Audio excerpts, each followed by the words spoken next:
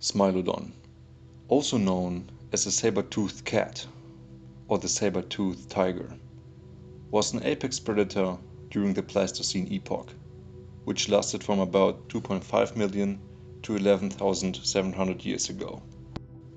Although the beast is known as a saber-toothed tiger, it is not really closely related to the modern king of the cats. And before anyone even dares to argue that the lion is superior to the tiger, I want to encourage you to think more intensively. However, if you still disagree, I would like to have a civilized debate in the comment section below. But back to the Smilodon. This beast lived in the Americas, and there are 3 different species that are recognized today. These are namely the Smilodon gracilis, Smilodon fatalis, and the biggest one, the Smilodon populator. Let's focus on how the animal actually looked like. The Smilodon gracilis was the smallest one and weighed around 55 to 100 kilograms or 120 to 220 pounds. So basically, this species was comparable to modern-day jaguars. The Smilodon fatalis was significantly larger and weighed around 160 to 280 kilograms or 350 to 620 pounds and reached a height up to 100 centimeters or 39 inches. So judging from a strictly size standpoint, these beasts are very well comparable to modern-day lions.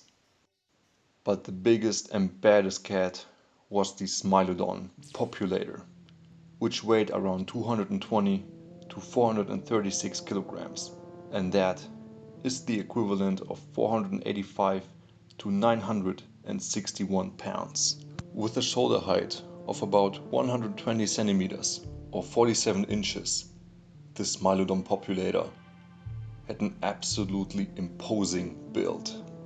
By the way, the name Smilodon is derived from the Greek words smil and odontos, which stand for the words two-edged knife and tooth.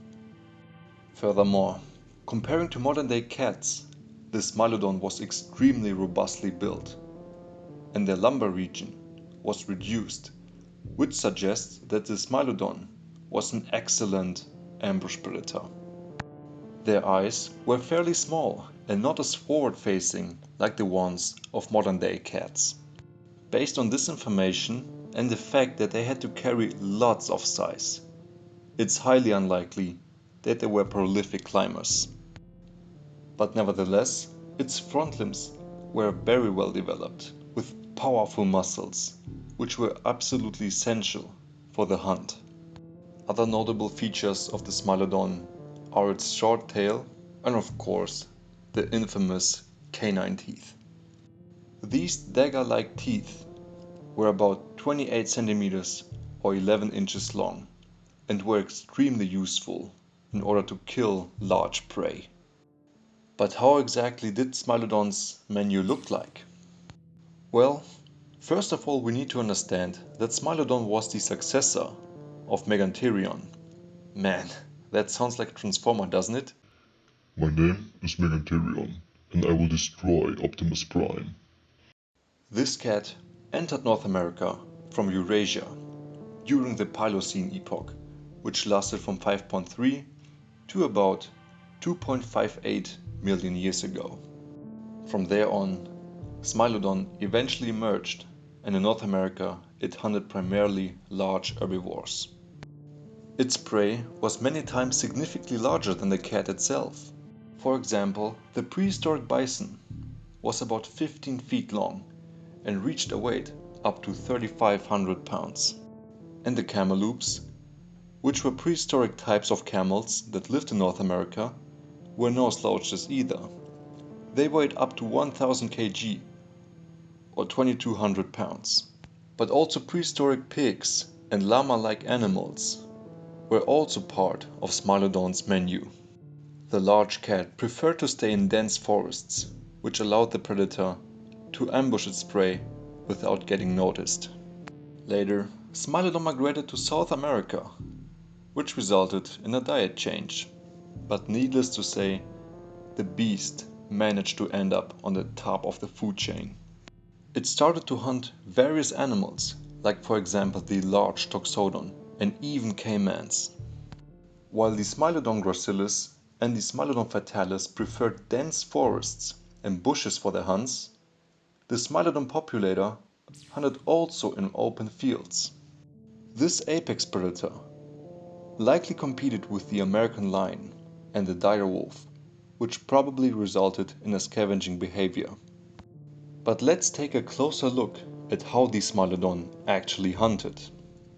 This cat had a long heel bone, which indicates that the saber-toothed tiger was an excellent jumper, and that was probably very useful for its stealthy approach. Its extremely powerful limbs were used in order to hold on to its prey and to drag it down to the ground. Contrary to modern-day cats, the Smilodon didn't use its teeth to suffocate its prey, but instead the canine teeth functioned like daggers and were used to stab its victims in the throat. The large teeth were not designed to crush bones because they were fairly fragile, so executing a precise bite was necessary to become a successful hunter. And that precision was a result of the very well developed region in the brain that enabled the predator to have an excellent hearing, a fantastic sight, and a great control over its limbs. And due to its anatomy, the Smilodon was able to open its mouth extremely wide, which allowed this specific type of hunting. But the bite itself was fairly weak for a cat this size. In fact, it is assumed that it had only 1/3 of the power of a lion's bite. But nevertheless, its teeth got the job done. After a precise execution, the Smilodon used its carnassial teeth in order to cut the skin and to access the meat. Many things are still unknown about this predator. For example, the coat pattern, its social life, and the sexual dimorphism are still points that raise questions. But why did this mighty beast went extinct? I personally think that they sneezed and so they got stabbed by their own canine teeth. Other theories point to things like climate change, which eradicated a significant part of the megafauna and thus there wasn't enough food left, and competition with other predators made survival extra hard. I really hope you enjoyed this video. Thanks for watching and until next time.